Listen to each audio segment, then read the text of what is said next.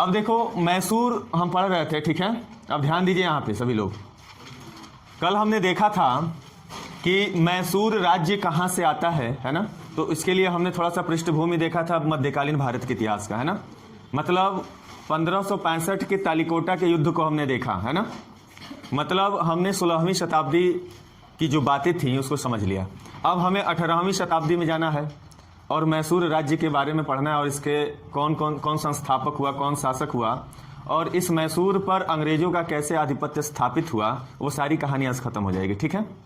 तो हमने क्या देखा कि यहाँ पर जब 16वीं शताब्दी थी तो यहाँ पे बहमनी राज्य था और यहाँ पर विजयनगर साम्राज्य था। बोलिए, आप लोग पढ़ चुके हैं। तो बहमनी साम्राज्य का जब पतन हुआ या विघटन हुआ तो 5 छोटे छोटे राज्यों में टूट गया। पहला कौन सा था? अहमदनगर, बीदर, बरार, बीजापुर, गोलकुंडा। ये 5 राज्यों में टूट गया। और हमेशा बीजापुर क्या करता था? विजयनगर साम्राज्य से युद्ध करता था। तो उसी में एक सबसे लास्ट जो फेमस युद्ध हुआ वो कौन सा युद्ध था? तालिकोटा का युद्ध या बन्नी हट्टी का युद्ध या फिर राक्षसी तंगड़ी का युद्ध। कब हुआ था? 23 जनवरी 1565 में। और इस युद्ध का परिणाम क्या निकला? विजयनगर साम्राज्य का अंत हो गया। जब विजयनगर साम्राज्य का यहाँ पे अंत हो गया तब यहाँ पे क्या आया बाबू? यहाँ पे मैसूर आया। और मैसूर जो था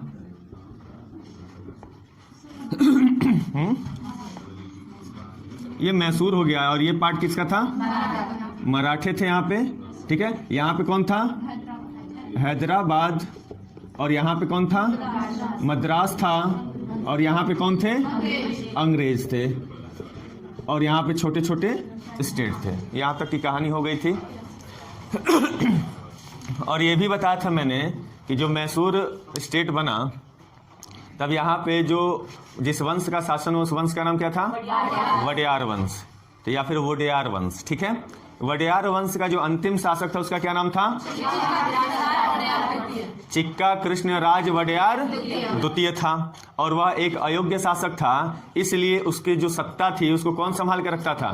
उसके जो 2 मंत्री थे वो सत्ता देखते थे, है ना, राजकाज देखते थे। तो उनके 2 मंत्रियों का नाम क्या था? नंदराज और देवराज। वही जो नंदराज था उसी ने हैदर अली नामक व्यक्ति को क्या किया था? सेना का अधिकारी नियुक्त किया था। वही हैदर अली बाद में जाके आधुनिक मैसूर की क्या करता है? स्थापना करता है। यहाँ तक की कहानी हो गई थी। अब हम आइए आगे चलते हैं। अब देखिए मैसूर हम पढ़ रहे हैं तो मैसूर के बारे में हमने 16वीं शताब्दी में देखा। अब हम देखेंगे 18वीं शताब्दी का मैसूर। 18वीं शताब्दी का मैसूर। तो जो 18वीं शताब्दी का मैसूर था ना, यहां से सबसे मोस्ट इंपॉर्टेंट जो आपका क्वेश्चन पूछा जाता है एग्जामों में, कहता है कि इस मैसूर का संस्थापक किसे माना जाता है ना। तो आप क्या याद रखोगे? हैदर अली। कल ही हमने देख लिया था। तो इस 18वीं शताब्दी या फिर इसी को कहते हैं आधुनिक मैसूर। क्या कहते हैं? आधुनिक मैसूर। आधुनिक मैसूर, ठीक है। बाबू 15 मिनट लेट हैं आप लोग। लेट नहीं चलेगा। 7 तो 7 बजे यहाँ पे उपस्थिति होनी चाहिए। अब देखिए आधुनिक मैसूर, यहां से प्रश्न कैसे बनता है? कहता है कि आधुनिक मैसूर का संस्थापक किसे माना जाता है? तो भी वही आंसर होगा। तो आप याद रखिएगा आधुनिक मैसूर का जो संस्थापक है वो किसे माना जाता है? तो हैदर अली। हैदर अली। अब ये हैदर अली आया कहां से? ये मैंने आपको कल बताया था। हैदर अली कहां से आया ये मैंने कल बताया था। अब इस हैदर अली का जो समय काल था, जो टाइम पीरियड था, वो कितना था बाबू? 1761 से लेके 1782 ईस्वी।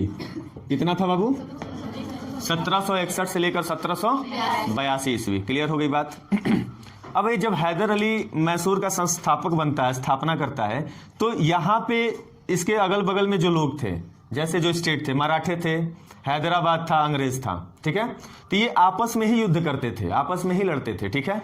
उसी में मैसूर जो था और उस समय के जो शासक होते थे, जैसे ही शासक बनते थे, ठीक है, तो वो अपने साम्राज्य का विस्तार करना चाहते थे, चाहे कोई भी हो, चाहे वो हैदराबाद का निजाम हो या मराठे हो या अंग्रेज हो, ठीक है, या फिर मैसूर का शासक हो। वो क्या करेगा? अपने साम्राज्य का विस्तार करना चाहेगा। और किसी भी साम्राज्य का विस्तार कब होगा? जब वो किसी दूसरे राज्य को कब्जे में लेगा या किसी और के क्षेत्र पे कब्जा करेगा, तभी होगा। और क्षेत्र पे कब्जा कब होगा? जब हम युद्ध लड़ेंगे और युद्ध को जीत लेंगे, तभी हो पाएगा। तो सेम कंडीशन, मराठे इधर अपना क्षेत्र विस्तार करने के लिए मैसूर पे युद्ध करते थे, हैदराबाद भी इस पे युद्ध करता था, अंग्रेज भी कभी हैदराबाद पे कभी इस पे युद्ध करता था, और ये क्या करता था? मैसूर इधर युद्ध करता था, इधर त्रावणकोर केरला का जो क्षेत्र था उधर जाता था। तो ये मैसूर बार बार युद्ध के झंझट से परेशान हो गया था, ठीक है। तो कहा ये भी युद्ध करता था, ये भी युद्ध करता था, भाई ये भी युद्ध करता था, तीनों तरफ से युद्ध झेल रहा था मैसूर। तो कहा कि क्यों ना हम, सबसे ज्यादा परेशान कर रहे हैं अंग्रेज। अंग्रेज क्या कर रहे थे? हैदराबाद को भी चढ़ा दे रहे थे। चढ़ाने का मतलब समझते हैं? झाड़ पे चढ़ा देना, है ना। झाड़ पे कभी चढ़ता है क्या? कोई नहीं चढ़ता, लेकिन कहावत है। तो मद्रास अंग्रेज जो थे इनको भी चढ़ा देते थे, इनको कभी इनके पक्ष में आके युद्ध करते थे, कभी छोड़ देते थे। तो मैसूर परेशान हो गया था। तो मैसूर कहा कि चलो भाई हम तुम्ही को पहले निपटा देते हैं। मैसूर कहा कि चलो मैं सबसे पहले तुम्ही को निपटाता हूं, और जब तुमको निपटा लूंगा तो बाद में इनको भी देख लूंगा और इनको भी देख लूंगा, ठीक है। तब जाके हैदर अली के समय में ही मैसूर का युद्ध किससे होता है? अंग्रेजों से होता है, मतलब ईस्ट इंडिया कंपनी से होती है, ठीक है। और वही कहलाता है मैसूर, आंग्ल मैसूर युद्ध। क्या कहलाता है? तो यहां से हम युद्धों का सिलसिला शुरू हो गया। अब युद्धों के बारे में हम पढ़ेंगे, ठीक है। तो अब देखिए यहां से शुरू होता है आंग्ल मैसूर युद्ध, ठीक है। आंग्ल मैसूर युद्ध। अब देखिए यहाँ पे, आंग्ल का मतलब होता है अंग्रेज। आंग्ल का मतलब अंग्रेज, अंग्रेज। और अंग्रेज की तरफ से लड़ रहे थे ईस्ट इंडिया कंपनी लड़ रही थी, ठीक है। मैसूर का मतलब होता है, ये मैसूर राज्य की बात हो रही है। और यहां से लड़ रहा था हैदर अली। और फिर जब हैदर अली की मृत्यु हो जाती है तो इसका बेटा आता है, इसका पुत्र आता है टीपू सुल्तान, ठीक है। तो अभी इसकी एंट्री नहीं होगी। अभी जब द्वितीय मैसूर युद्ध जो होगा आंग्ल मैसूर युद्ध, उसमें हैदर अली की मृत्यु हो जाएगी, उसके बाद टीपू सुल्तान की एंट्री होती है, ठीक है। तो हम अभी इसको एंट्री नहीं करते हैं। तो बस ये जानिए मैसूर की तरफ से मैसूर का जो शासक होगा वो लड़ेगा, और आंग्ल का मतलब अंग्रेज जो ईस्ट इंडिया कंपनी थी वो लड़ेगी, ठीक है। तो इस तरह से मैसूर और अंग्रेजों के बीच, ठीक है, 4 लड़ाइयां होती हैं। कितनी? 4। और ये चारों के चारों जो लड़ाइयां हैं वो बहुत ही मोस्ट इंपॉर्टेंट है, और यहां से बार बार एग्जामों में आपके प्रश्न पूछे गए हैं। इसलिए ये चारों युद्ध और इनका जो डेट है, कब हुआ था, ठीक है, और किस युद्ध में कौन सी संधि हुई थी, और उस युद्ध के समय कौन गवर्नर जनरल था, ये भी आपसे पूछा गया है परीक्षाओं में। इसलिए सारा का सारा एक एक पॉइंट आपको याद होना चाहिए, ठीक है। तो आइए हम एक एक को समझते हैं। अब देखिए आंग्ल मैसूर युद्ध में हम पहला देखते हैं प्रथम आंग्ल मैसूर युद्ध, ठीक है। तो प्रथम आंग्ल मैसूर युद्ध कब हुआ था? इसका जो टाइम पीरियड है याद रखिएगा, 1767 से 1769 ईस्वी, ठीक है। 7 से 69 याद रहेगा। तो आपसे पूछा जाएगा प्रथम आंग्ल मैसूर युद्ध कब हुआ था, तो क्या बताओगे? 1767 से 1769 ईस्वी के बीच में प्रथम जो है मैसूर आंग्ल मैसूर युद्ध हुआ था, ठीक है। अब यहां पे देखो, आंग्ल में इसमें कौन लड़ रहा था? East India company. यहां पे कौन लड़ रहा था? हैदर अली लड़ रहा था। अब होता क्या है बाबू, ध्यान से देखिएगा। अंग्रेज आते हैं युद्ध लड़ने के लिए मैसूर में, मैसूर की सेना भी तैयार खड़ी थी। अब युद्ध बहुत घमासान होता है, लेकिन जो हैदर अली था बहुत ही चतुर था, बहुत बड़ा योद्धा था, और अपनी सेना को बहुत अच्छे तरीके से संगठित कर रखा था, है ना। तो प्रथम जो युद्ध होता है उस युद्ध में जो हैदर अली है वो अंग्रेजों पे हावी रहता है, मजबूत स्थिति में रहता है, ठीक है, मजबूत स्थिति में रहता है। तो होता क्या है, हैदर अली अंग्रेजों को मद्रास की सीमा के अंदर, जो मद्रास का इलाका था, मद्रास की सीमा के अंदर धकेल देता है, मतलब भगा देता है, ठीक है। मतलब यहां पे अंग्रेज थोड़े से कमजोर दिखाई पड़ते हैं। क्या दिखाई पड़ते हैं? कमजोर दिखाई पड़ते हैं। और ये हैदर अली अंग्रेजों की सेना को कहां, किस सीमा में ढकेल देता है?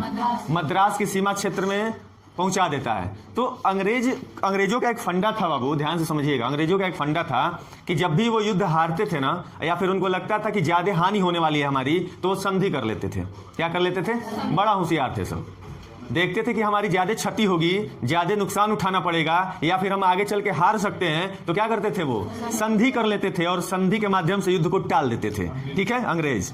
तो ये मैसूर की सीमा के अंदर जब धकेल दिया गया इनको, ठीक है, तब अंग्रेज क्या करते हैं, हैदर अली से संधि की बात करते हैं, और यहाँ पे जो संधि होती है वो होती है मद्रास की संधि। कौन सी संधि? याद रखिएगा, बहुत बार पूछा गया है। ठीक है, पीसीएस हुआ चाहे कोई भी वनडे एग्जाम हुआ, वहां पे ये सारे संधियां पूछी गई हैं। ठीक है, तो आप याद रखिएगा कि जो प्रथम आंग्ल मैसूर युद्ध होता है उसमें जो संधि होती है उस संधि का नाम है मद्रास की संधि। क्लियर हो गई बात? तो ये कब हुआ था बाबू? 1769 में। 1769 में याद रहेगा। आपसे पूछा जाएगा प्रथम आंग्ल मैसूर युद्ध में किसकी संधि हुई थी? तो मद्रास की संधि हुई थी। कब हुई थी? 1769 ईस्वी में। क्लियर हो गई बात? अब यहां से पूछता है कि इस समय जो गवर्नर जनरल थे, गवर्नर जनरल वो कौन थे? तो जो पहला गवर्नर जनरल है, जो प्रथम युद्ध हो रहा है, वो ज्यादा इंपॉर्टेंट नहीं है, लेकिन नाम मैं बता दे रहा हूं। इसका नाम था बरेलास्ट। इसका नाम क्या था? बरेलास्ट था। ये कभी पूछा नहीं गया है, इसलिए यह ज्यादा इंपॉर्टेंट नहीं है, लेकिन इसके बाद जो भी युद्ध होगा उसके जो गवर्नर जनरल हैं वो सारे के सारे पूछे गए हैं, वो ज्यादा इंपॉर्टेंट है। ठीक है, तो आप याद रखिएगा कि जब प्रथम मद्रास की संधि हो रही थी तो उस समय जो गवर्नर जनरल था वो था बरेलास्ट। क्लियर हो गई बात? तो यहां तक की कहानी समझ में आई। अब आते हैं द्वितीय। अब हम देखते हैं द्वितीय आंग्ल मैसूर युद्ध। तो द्वितीय आंग्ल मैसूर युद्ध का जो समय था वो क्या था भाई? वो 1780 से 1784 ईस्वी। ठीक है, याद रहेगा। जो द्वितीय आंग्ल मैसूर युद्ध हुआ था वो कब हुआ था बाबू? 1780 से 1784 के बीच में हुआ था। और इसमें भी बाबू यहाँ पे युद्ध लड़ रहा था ईस्ट इंडिया कंपनी, और मैसूर की तरफ से लड़ रहा था हैदर अली। हैदर अली। अब देखिए, इस दूसरा मैसूर युद्ध हो रहा था, ठीक है, तो ये चलता 80 से 84 के बीच में, और इसी युद्ध में 1782 ईस्वी में लड़ते हुए हैदर अली की क्या हो जाती है? मृत्यु हो जाती है। तो इसी हैदर अली की मृत्यु 1782 में क्या हो जाती है? मृत्यु हो गई। तो आपसे यहां से प्रश्न बना हुआ है, पूछता है कि हैदर अली की मृत्यु किस मैसूर युद्ध में होता है? तो आपको याद रखना पड़ेगा कि द्वितीय आंग्ल मैसूर युद्ध में हैदर अली की मृत्यु हो जाती है। और जब 1782 ईस्वी में इसकी मृत्यु हो जाती है, तो 1782 ईस्वी में जो युद्ध का नेतृत्व करने वाला होता है, जो युद्ध को फिर लड़ने वाला होता है, इसी का बेटा, हैदर अली का बेटा, या पुत्र लिख दो, बेटा नहीं अच्छा लग रहा, पुत्र लिखो। ठीक है, हैदर अली का पुत्र। 1782 में आता है कौन? टीपू सुल्तान। और ये क्या करता है? युद्ध का नेतृत्व करता है। ठीक है, हैदर अली तो महान योद्धा था ही, लेकिन जो उसका पुत्र आता है टीपू सुल्तान, वो उससे बड़ा योद्धा था। ठीक है, इतना बड़ा योद्धा था कि इसको शेर मैसूर कहा जाता था। शेर मैसूर कहा जाता था। ठीक है, टीपू सुल्तान को, हाँ, मतलब मैसूर का शेर कहा जाता था। और इसके झंडा जो था, इसके झंडे पे शेर का चित्र अंकित हुआ करता था। और टीपू सुल्तान का खुद वक्तव्य है, वो खुद कहा करता था कि 100 वर्ष भेड़ की तरह जीने से अच्छा है एक दिन जियो लेकिन शेर की तरह जियो। ठीक है, तो टीपू सुल्तान का क्या कहना था कि 100 वर्ष भेड़ की तरह जीने से अच्छा है एक दिन जियो लेकिन शेर की जिंदगी जियो। तो इसी से अंदाजा लगा लीजिए कि टीपू सुल्तान कितना बड़ा योद्धा था, बहुत बड़ा योद्धा था। और अंग्रेजों को ना कुछ चने चबवा दिया था इस युद्ध में। ठीक है, ना कुछ चने चबवा देना, लोहे के चने चबवा दिया था। मतलब बहुत बढ़िया लोहा लिया था, युद्ध में पूरा बढ़िया से संघर्ष किया, युद्ध लड़ा था। उसके बाद फिर जब अंग्रेज अपनी स्थिति कमजोर देखते हैं तो फिर संधि करते हैं। जब अंग्रेज अपनी स्थिति को कमजोर देखते हैं तो क्या करते हैं? फिर संधि करते हैं। तो कहता है इसमें कौन सी संधि हुई थी? तो मंगलौर की संधि हुई थी। मंगलौर की, किसकी? की संधि हुई थी, की संधि हुई थी। क्लियर हो रही बात? मंगलौर की संधि हुई थी। इस समय जो गवर्नर जनरल था वो कौन था? तो वारेन हेस्टिंग्स था। वारेन हेस्टिंग्स था। ये इंपॉर्टेंट है, ये आपसे पूछा गया है, ये आप याद रखिएगा। जो गवर्नर जनरल था वो कौन था? वारेन हेस्टिंग था। किसमें था? द्वितीय आंग्ल मैसूर युद्ध में था। क्लियर हो गई बात? अब आइए, अब हम आते हैं तृतीय आंग्ल मैसूर युद्ध पे। ठीक है, तृतीय।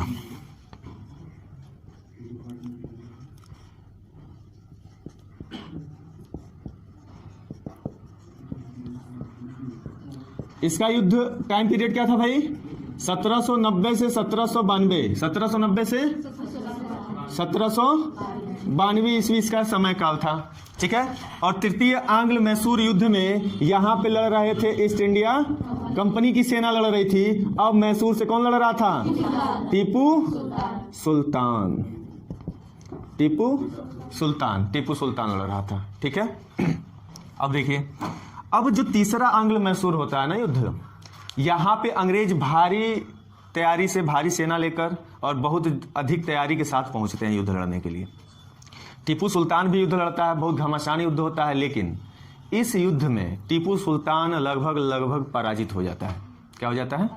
पराजित हो जाता है। तो आप याद रखिएगा कि इस युद्ध में टीपू पराजित हो जाता है।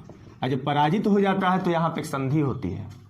पराजित होता है तो क्या होता है? यहाँ पे एक संधि होती है, जिस संधि का नाम है श्रीरंगपट्टनम की संधि। कौन सी संधि?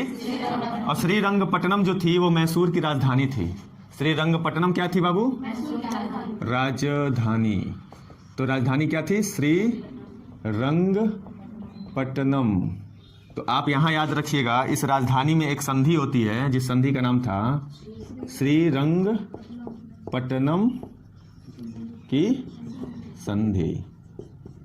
क्लियर है?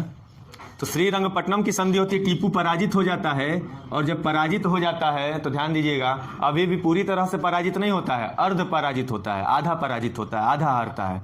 ठीक है, तो जब श्रीरंगपट्टनम की संधि होती है तो इस संधि में निर्णय लिया जाता है, अंग्रेजों को आधा मैसूर दे दिया जाता है। अंग्रेजों को क्या कर दिया जाता है? आधा मैसूर अंग्रेजों के अधिकार क्षेत्र में आ जाता है। ठीक है, तो यहाँ पे आप याद रखिएगा, इस युद्ध में, मतलब तृतीय आंग्ल मैसूर युद्ध में आधा मैसूर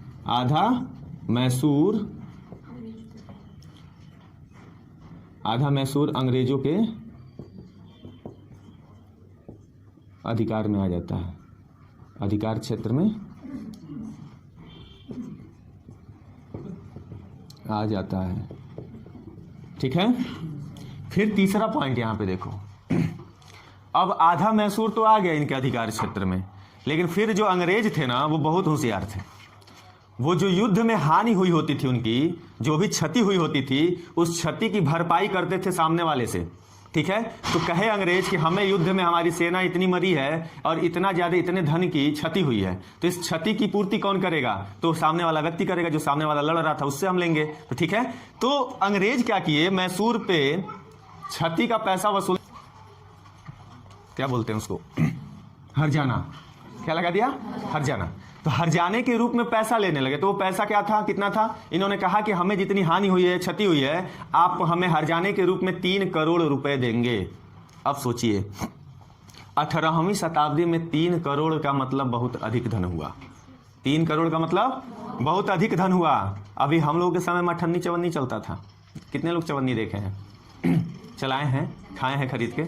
हम पहले जाते थे तो 1 रुपये में 4 टाफी मिलता था, 4 आने का 1। स्कूल 1 रुपये लेके जाते थे, चवन्नी का बर्फ मिलता था, तो 4 दोस्त 4 बर्फ 1 रुपये में खा लेते थे। आज ये समय 1 रुपये में 1 बर्फ नहीं मिलेगा। ठीक है, पिताजी हमारे कहते थे कि हम 5 रुपया 10 रुपया बाजार लेके जाते थे तो पूरा दूध झोला सब्जी खरीद के लाते थे।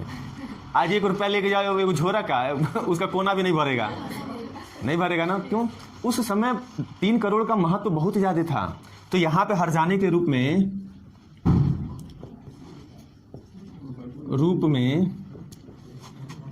3 करोड़ रुपए अंग्रेजों को देना पड़ा। अब ये इतना बड़ा रकम था कि इतना बड़ा युद्ध, लगातार युद्ध लड़ रहा है मैसूर, प्रथम आंग्ल मैसूर युद्ध, द्वितीय आंग्ल मैसूर युद्ध, फिर तृतीय आंग्ल मैसूर युद्ध, लगातार युद्ध चल रहा है। और जब लगातार युद्ध लड़ता है कोई स्टेट तो उसका खजाना वैसे ही खाली हो जाता है ना। और जब खजाना खाली हो जाएगा, ये खुदे भिखमंगा हो जाएगा तो देगा क्या? कुछ नहीं दे पाएगा। तो 3 करोड़ रुपए इतनी ज्यादा रकम थी कि उसको चुकाने में इसकी हालत खराब हो गई थी टीपू सुल्तान की, है ना। तो ये क्या किया, आधे रकम की व्यवस्था किसी न किसी तरीके से किया। मतलब 3 करोड़ में लगभग 1.5 करोड़ रुपए का इंतजाम उसने कर दिया, अंग्रेजों को दे दिया। तो अंग्रेज इससे भी संतुष्ट नहीं थे, कहे कि जितने में बात हुई थी उतना ही पैसा हमें चाहिए। 3 करोड़ का मतलब होता है 3 करोड़, ठीक है। तो अब क्या करता है, मजबूरी में देखो ये क्या करता है टीपू सुल्तान, अपने 2 बच्चों को गिरवी रख देता है। क्या कर देता है?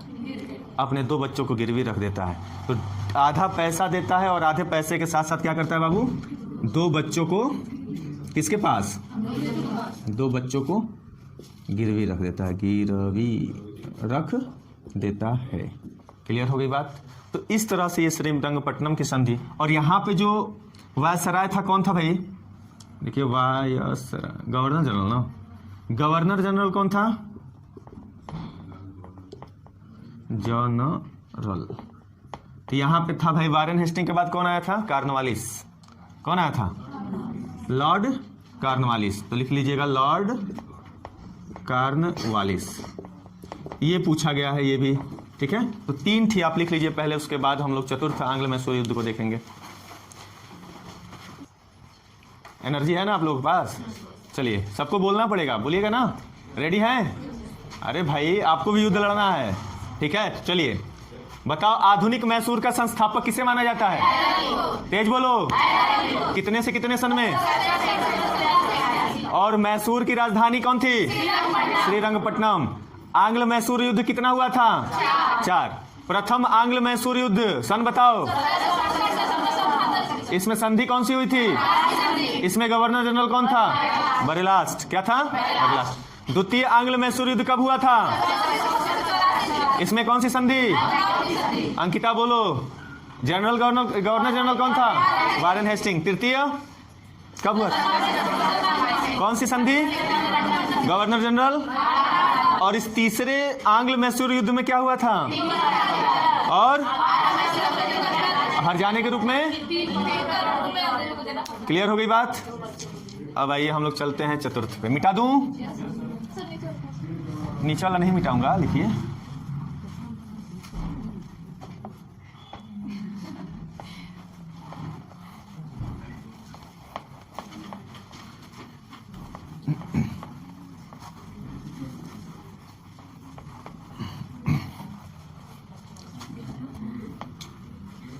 हो गया बाबू। चलिए अब हम देखते हैं चतुर्थ आंग्ल मैसूर युद्ध। अब देखते हैं चतुर्थ आंग्ल मैसूर युद्ध। इसका टाइम पीरियड क्या था भाई? 1796 से 1799। 1796 से 1799, ठीक है। अब ये जो युद्ध होगा चतुर्थ आंग्ल मैसूर युद्ध, अब ये निर्णायक युद्ध होगा। अब तीसरे आंग्ल मैसूर युद्ध में आधे मैसूर पे अंग्रेजों ने कब्जा कर लिया, है ना। अब टीपू सुल्तान फिर से अपनी सेना को संगठित करता है धीरे धीरे, क्योंकि अभी आधा राज्य तो था ना उसके पास। अपनी सेना को धीरे धीरे संगठित करता है और कहता है कि नहीं, मैं अंग्रेजों को अपनी भूमि पर अधिकार नहीं करने दूंगा, ठीक है। और सबको इकट्ठा करता है और फिर से हिम्मत बांधता है और फिर कहता है कि फिर मैं युद्ध लड़ूंगा और अपनी आधी भूमि को भी अंग्रेजों से मुक्त करूंगा, ठीक है। तो उसके लिए चतुर्थ आंग्ल मैसूर युद्ध होता है। और इस युद्ध में क्या होता है, पूरी तरह से टीपू सुल्तान का क्या हो जाता है? पराजय हो जाता है। बात समझ में आ रही है? तो याद रखिएगा, इस चतुर्थ आंग्ल मैसूर युद्ध में क्या होता है, टीपू सुल्तान पराजित हो जाता है। और इसी युद्ध में टीपू सुल्तान की मृत्यु हो जाती है, हत्या कर दी जाती है अंग्रेजों के द्वारा। मतलब 1799 ईस्वी में टीपू सुल्तान की मृत्यु चतुर्थ आंग्ल मैसूर युद्ध में हो जाती है, ये भी याद रखिएगा। तो 1700 पराजित हो जाता है 1799 ईस्वी में टीपू सुल्तान की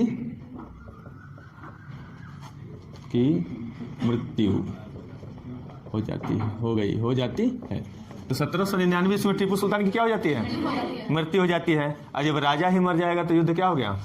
समाप्त हो गया। अब यहाँ पे जैसे ही टीपू सुल्तान की हत्या हो जाती है, मृत्यु हो जाती है, वैसे ही अंग्रेजों का पूर्ण रूप से मैसूर राज्य पे क्या हो जाता है? कब्जा हो जाता है, नियंत्रण हो जाता है। बात समझ में आ गई? तो इस युद्ध में क्या हुआ? अंग्रेजों का पूर्ण नियंत्रण किस पे हो गया? मैसूर पर। अंग्रेजों का मैसूर पर पूर्ण नियंत्रण हो गया। बस इसमें यही 3 पॉइंट है। अभी लिखिएगा नहीं, रुकिए भाई, रुकिए। अब इसको फाइनल ही कर देते हैं, क्यों थोड़े से के लिए रुकोगे। हाँ, इसमें एक और चीज है। गवर्नर जनरल कौन था भाई? तो लॉर्ड वेलेस्ली। कौन था? इस समय जो गवर्नर जनरल था उसका नाम क्या था भाई? Lord Wellesley. क्या था? ये इंपॉर्टेंट है, ये आपसे पूछा गया है, ठीक है, कि चतुर्थ आंग्ल मैसूर युद्ध में जो गवर्नर जनरल था वो कौन था? लॉर्ड वेलेस्ली था, ठीक है। और देखिए यहां से प्रश्न कैसे बना है? प्रश्न बना है कि टीपू सुल्तान की मृत्यु किस आंग्ल मैसूर युद्ध में हुई थी? तो याद रखिएगा, जो चतुर्थ आंग्ल मैसूर युद्ध हुआ था उसी में टीपू सुल्तान की मृत्यु हो गई थी। सन भी पूछा गया है, डेट पूछा गया, तो कब हुई थी? 1799 ईस्वी में हुआ था। क्लियर हो गई बात? अब आइए कुछ हम टीपू सुल्तान के बारे में देख लेते हैं। टीपू सुल्तान, तो टीपू सुल्तान से कुछ पॉइंट्स आपके एग्जामों में पूछे जाते हैं। तो यहाँ पे हम देखते हैं, ये एक उपाधि ग्रहण किया था, यहाँ से प्रश्न आता है पहला। तो श्रीरंगपट्टनम जो इसकी राजधानी थी, तो श्रीरंगपट्टनम में ये एक उपाधि धारण किया था, जिस उपाधि का नाम था पादशाह। किसका? पादशाह की उपाधि धारण किया था। तो याद रखिएगा कि ये टीपू सुल्तान श्रीरंगपट्टनम में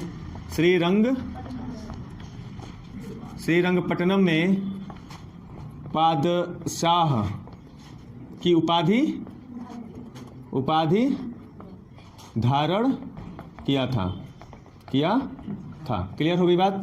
अब यहां से जो दूसरा पॉइंट आता है, जो आपके एग्जामों में पूछा जाता है, कहता है कि इसी श्रीरंगपट्टनम में जो इसकी राजधानी थी, टीपू सुल्तान ऐसा सुल्तान था, ऐसा शासक था, जिसने अपनी राजधानी में स्वतंत्रता का वृक्ष लगवाया था। क्या लगवाया था? यह भी प्रश्न पीसीएस में भी पूछा गया है, वनडे एग्जामों में भी पूछा गया है। तो याद रखिएगा कि श्रीरंगपट्टनम में स्वतंत्रता का वृक्ष किसने लगवाया था? तो टीपू सुल्तान ने लगवाया था। क्लियर है? तो आप दूसरा पॉइंट याद रखिएगा, श्रीरंगपट्टनम में क्या लगवाया था? स्वतंत्रता का वृक्ष लगवाया था। फिर तीसरा पॉइंट देखिए, यहां से आपकी परीक्षाओं में पूछा गया है। कहता है कि टीपू सुल्तान जैकोबीन क्लब का सदस्य बना था। एक क्लब था जिस क्लब का नाम था जैकोबीन क्लब। कौन सा क्लब? ये जैकोबीन क्लब क्या था भाई? ये जब फ्रांस का युद्ध हो रहा था, फ्रांस का संघर्ष हो रहा था, तो फ्रांस में एक क्लब का निर्माण किया गया था, जिस क्लब का नाम था जैकोबीन क्लब। और इस क्लब का काम क्या था? समानता, बंधुत्व, है ना? तो फ्रांस से ही आया है ना ये स्वतंत्रता, समानता और बंधुत्व का नारा यहीं से आया है। और जो अंग्रेजों के विरोध में थे, अंग्रेजों से युद्ध लड़ रहे थे, वो सारे के सारे लोग उस क्लब के सदस्य बन गए थे कि हम साथ में मिलकर क्या करेंगे? अंग्रेजों से युद्ध लड़ेंगे। तो अंग्रेजों से युद्ध टीपू सुल्तान भी लड़ रहा था, तो कहा कि भाई मैं भी आपका सदस्य बनूंगा, क्योंकि मेरा भी संघर्ष किससे हो रहा है? अंग्रेजों से हो रहा है। तो इसीलिए कहा जाता है कि पहला ऐसा शासक था भारत का जो जैकोबीन क्लब का सदस्य बना था। वो कौन था? टीपू सुल्तान। याद रहेगा? तो आप याद रखिएगा, टीपू सुल्तान जैकोबीन क्लब का सदस्य बना था। ठीक है? फिर चौथा पॉइंट देख लो, जो आपके एग्जामों में पूछा जाता है। कहता है कि किस शासक को शेर मैसूर कहा गया था? तो ये भी पॉइंट आप याद रखिए कि टीपू सुल्तान को शेर मैसूर कहा जाता था। तो इसे क्या कहा जाता था? शेर ए मैसूर। मैसूर गलत लिख दिएगा, शेर ए मैसूर कहा जाता था। और फिर मैंने एक और पॉइंट आपको अभी बताया था, इसके झंडे पे किसका चित्र अंकित था? शेर का। तो ये भी याद रखिएगा, इसके झंडे पर, ये भी पूछा गया प्रश्न है, ठीक है? इसके झंडे पर शेर का चित्र अंकित था। क्लियर हो गई बात? तो लगभग ये 5 पॉइंट आपको याद होना चाहिए। फिर आपको छठवें में एक इसी में लिख लो कि इसकी मृत्यु, अलग से लिख लो, इसकी मृत्यु 1799 में चतुर्थ आंग्ल मैसूर युद्ध में हो गया। तो इस तरह से इतने पॉइंट आपको याद होने चाहिए टीपू सुल्तान से संबंधित हैं, और ये सारे के सारे आपको एग्जामों में मिल जाएंगे, पूछे गए हैं और आगे भी पूछे जाने की संभावना है। ठीक है, तो आप इतना लिख लीजिए, फिर आगे चलते हैं। लिखिए, लड़ रही थी, तो ध्यान दीजिए जो तीसरा मैसूर युद्ध हुआ था ना, उसमें क्या हुआ था, मराठे, हैदराबाद का निजाम और अंग्रेज, ये तीनों मिल गए थे और किस पे युद्ध कर रहे थे, इसीलिए तो टीपू हार गया, नहीं तो हारा होता, नहीं हारा होता। तो ये तीनों और अपने ही लोग धोखा दे दिए, मराठा और हैदराबाद का निजाम, नहीं तो अंग्रेज कभी जीत नहीं पाते मैसूर को। ठीक है, इतनी बात क्लियर हुई। तो चलिए अब बोलिएगा आप लोग, चतुर्थ आंग्ल मैसूर युद्ध का टाइम बता दो, सब कोई बोलो। इसमें कौन सा गवर्नर जनरल था, इसमें क्या हुआ था, उसके बाद क्या हुआ, बोलो अंकिता। टीपू सुल्तान का पहला पॉइंट बताओ क्या था, उपाधि धारण किया था, और क्या किया था दूसरा, वृक्ष लगवाया था, तीसरा, चौथा, पांचवा, छठा, आओ कर रहा, थोड़ा ऐसा बोलो कि अच्छा समझ में आए।